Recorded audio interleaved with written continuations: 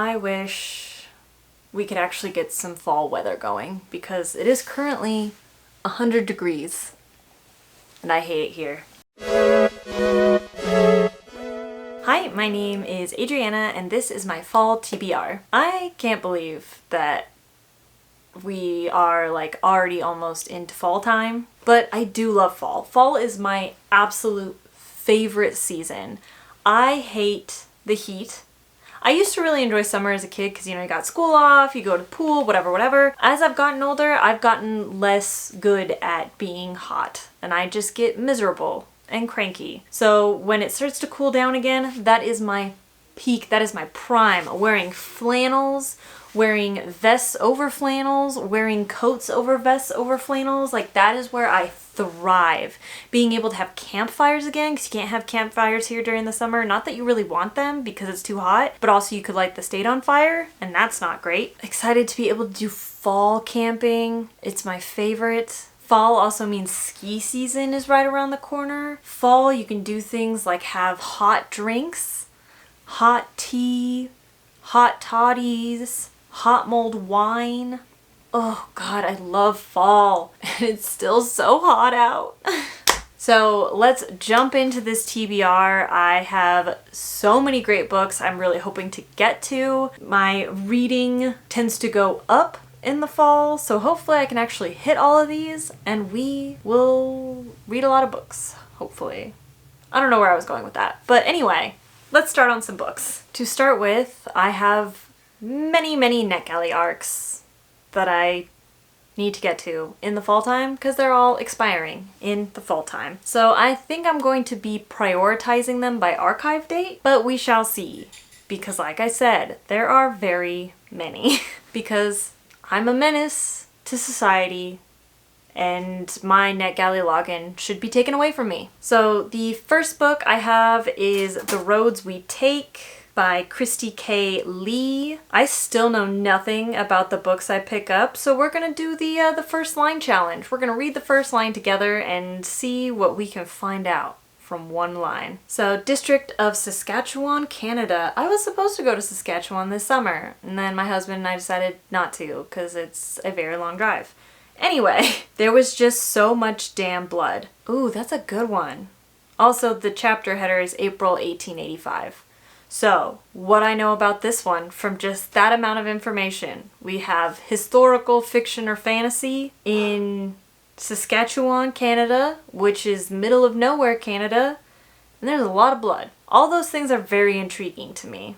I am here. I mean, I know this is taking place in Canada, but this is like Civil War era in America, so I wonder if it's gonna dip down. I don't know, but I'm intrigued. And this is the first book on my priority list. It is published October 24th and archives on September 24th. So, we gotta get to this one quick. Next up, we have The Ferryman by Justin Cronin. I have seen Goodreads is like pushing this one a lot. It's already come out, so this might get pushed down the priority list just because it has already come out and I've already missed like the chance to build the hype for the book, but maybe this first line will hook me in and I will have to read it. This is from the prologue, so we'll read the first line of the prologue and then skip to the actual first chapter so we can get a better sense of what the book is, because prologues tend to be very different. First line of the prologue: dawn is breaking when she creeps from the house. Okay. Dawn is breaking when she creeps from the house. I'm not really sure what to do with that. That's why we go to the first actual chapter. So I think this might be either I think this is part 1, The Last Beautiful Day, start of chapter 1, The Dream Was Always the Same. Okay, both of those lines tell me nothing. I have no idea what this book is. It came out May 2nd, so months ago. It archives on September 30th. The next NetGalley arc, I have a much better idea of what is going on with this one, and that is because it is a Greek mythology retelling. Athena's Child by Hannah Lynn. This, as far as I know, is a Medusa retelling. I love a Medusa retelling. I haven't read very many I've only read, oh yeah, I guess I've read two Medusa retellings. We'll see what I think of this one as I slowly become a Medusa retelling expert. First line of the prologue, some believe that monsters are born monsters. I like that. That's setting up, I think, the theme of a Medusa retelling rather well. Let's look at the first official line. The three figures stood in the doorway watching the flurries of dust bloom in the air. I don't know who these three figures are. I don't know if it's Medusa and her sisters. I don't know if this starts before Medusa is turned into a Gorgon or kind of what route this retelling will take. But as per usual, I am very intrigued by a Medusa Greek mythology retelling. So I am very excited to pick this one up. It comes out September 26th and archives October 3rd. This next one has also come out already. Lucky Red by Claudia Cravens. First sentence of chapter 1. Some years ago in Dodge, I was a sporting woman. Is this like an Annie Oakley situation? Dude, I don't know. But I do love a Western. Especially a more recently written Western, because they tend to be a little less problematic. So this is Lucky Red. It was published June 20th and archives October 31st.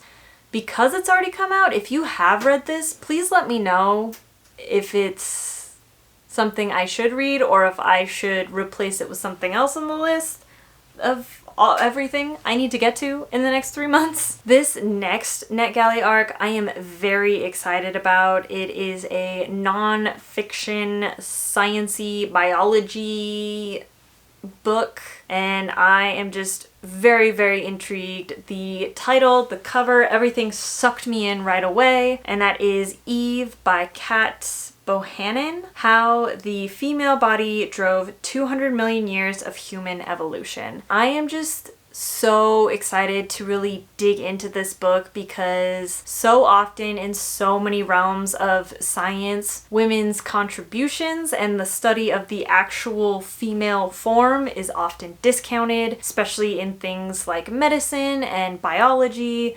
and archaeology and anthropology and all the ologies. The average human is often portrayed as a man and studied as a man. So to have like a evolutionary biology book focus on women specifically is something I am very intrigued by, and I hope this book is fantastic.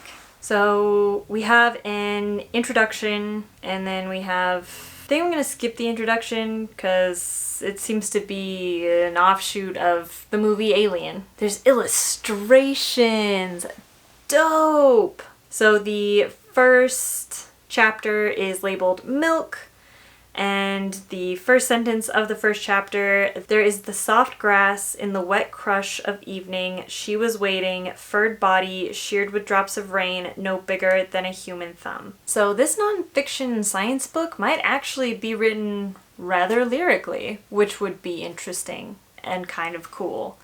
I don't know, but I am very excited. This book comes out October 3rd and archives November 2nd. Next up, we have another Greek mythology retelling, because at this point, if I see a Greek mythology retelling on NetGalley, I'm requesting it, because it's kind of become my brand. I have had several people tell me that when they think of like Greek mythology books or read Greek mythology books, that I am an earworm inside their brain. So I might as well stick with the bit and continue reading all of these Greek mythology retellings. This one is called Hades. So it does start with a prologue from I, Orpheus. So the story is being told through Orpheus's perspective, I guess. So this must be an Argonauts retelling, because I don't know what other, well, or maybe Orpheus and Eurydice? I don't know. Stranger, answer me this is his first line of the prologue. I want to keep reading because I would like to know his question, but that's not how this game works. So we will go to the first chapter. It starts with book 1, the beginning of the end. Part 1, a gathering, and the Isthmus of Corinth, 1212 BC. The crack was sharp, rattling the heavens, the shutters and the careworn man who groaned beneath them. I don't know. That tells me nothing. It's very atmospheric though, so we got that going for us. So yeah, don't know too much about this one. It comes out actually next year. I have no idea if this is a UK release date or a US release date or what is happening, but the release date written on NetGalley is March 5th, 2024, and its archive date is November 9th, 2023. So this next NetGalley arc I have, I've also seen a lot of like hype and ads on like Goodreads and whatnot. Hopefully it's good if the publisher is spending this much on marketing, but we don't know until we read it. And that is What the River Knows by Isabel Ibanez. I was really drawn in by the cover, just this kind of Egyptian cool ancient history sort of vibe. As I'm scrolling through to get to the first line, I see a broad timeline of Egypt going from 2675 BCE all the way to 1953 CE. Very cool. Again, we start with a prologue, August 1884. A letter changed my life. Again, very elusive. Don't really know what's happening, but that is a first line. Another long prologue. Part 1, A World Away. Chapter 1, November 1884. So it looks like this might be a historical fiction, but not as historical as I would have originally been led to believe. I don't know, maybe there's some chapters from like ancient Egypt, but so far they've both been in the 1880s. A lot of historical fictions in the 1880s so far.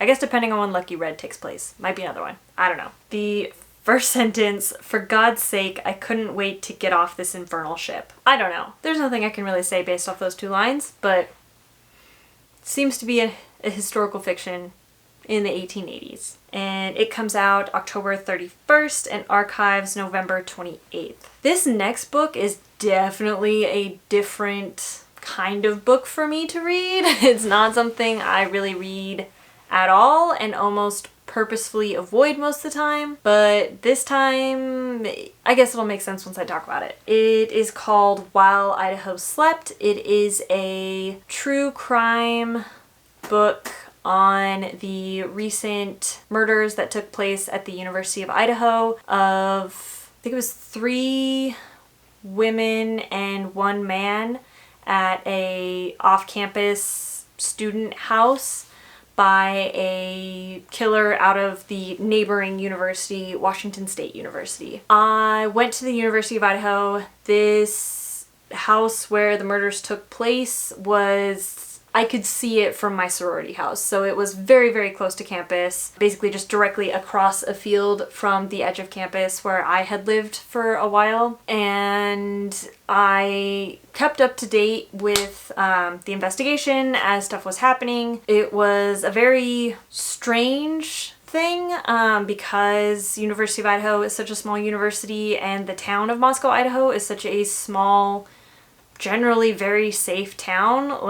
So it was just kind of wild to have something like this happen. And so when I saw this on NetGalley, I was compelled, I guess, to request it and I guess potentially learn more about what was happening here. It was wild. It was a wild case. I hope I can get through it. I am very squeamish when it comes to true crime.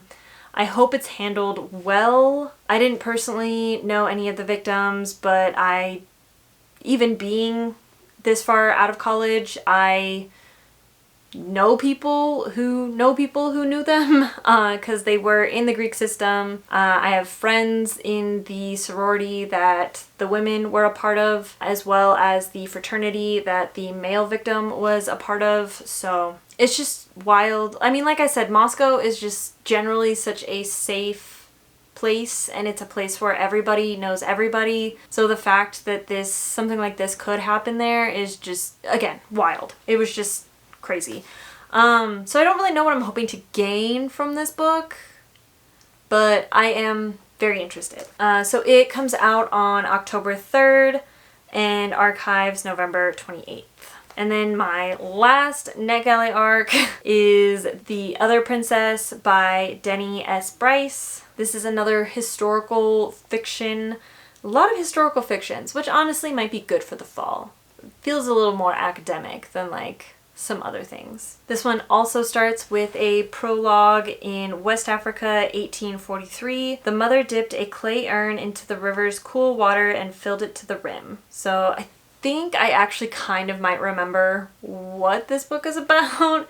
I think an African princess is married off to a nobleman in Europe somewhere. And so it's kind of that story of her going from Africa to Europe and having to deal with Europeans, which sounds terrible. Part 1, The Watering of the Graves, Chapter 1.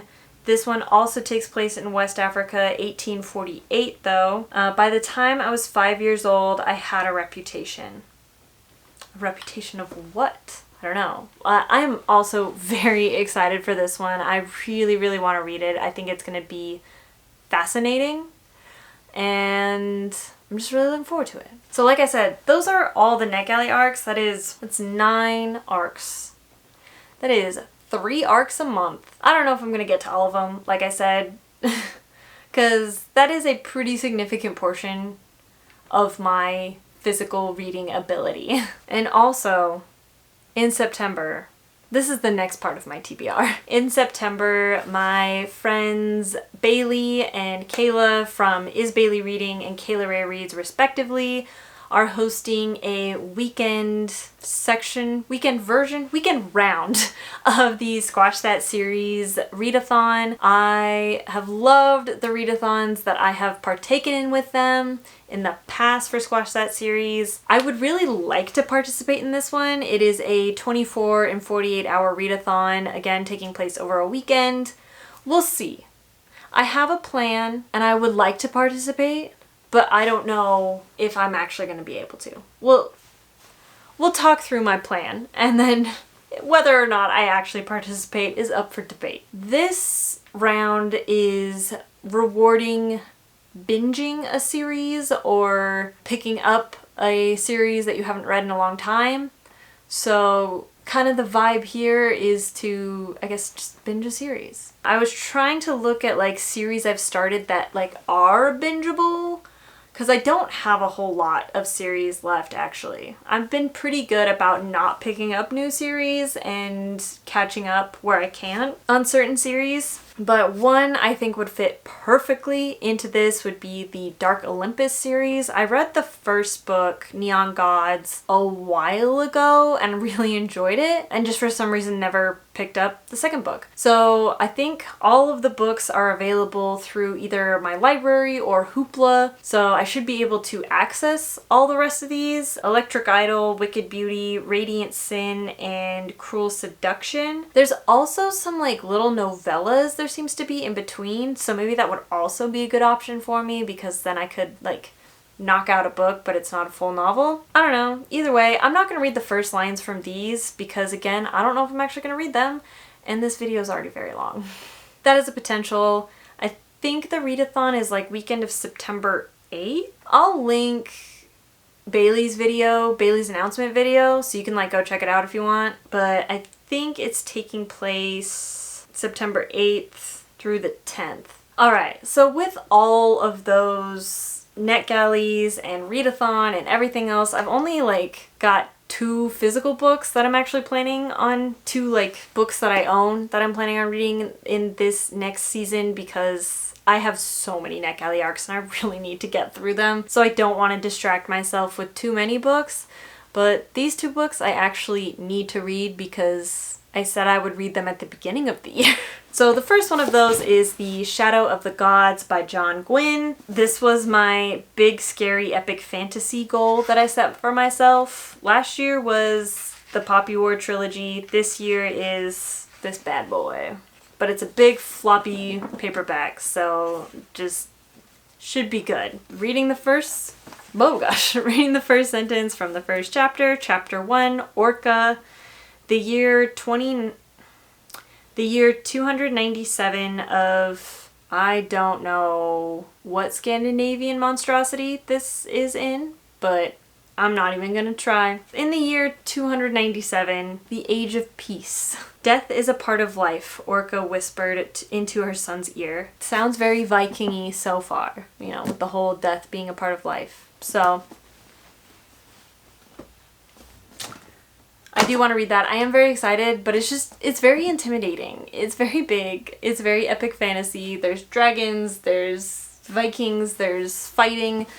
And I do enjoy those. I just need a little extra motivation to read them. And another one I needed some motivation to read was The Odyssey by Homer, translated by Emily Wilson. So this translation got a lot of hype because it was one of the first, like, traditionally published female translations of the Odyssey. Emily Wilson is the first one to tell you she is not the first woman to translate the Odyssey, but she seems to be the first one that's been kind of traditionally published by a large publisher. So it's, you know, a little bit easier to access than some of the more academic translations by other women before her. But I have seen some reviews from people who have read this and said that this translation, being from a woman's perspective, does have some effect on the story itself and some of the translations she chooses to use over some of the more old white man translations that have been used in the past.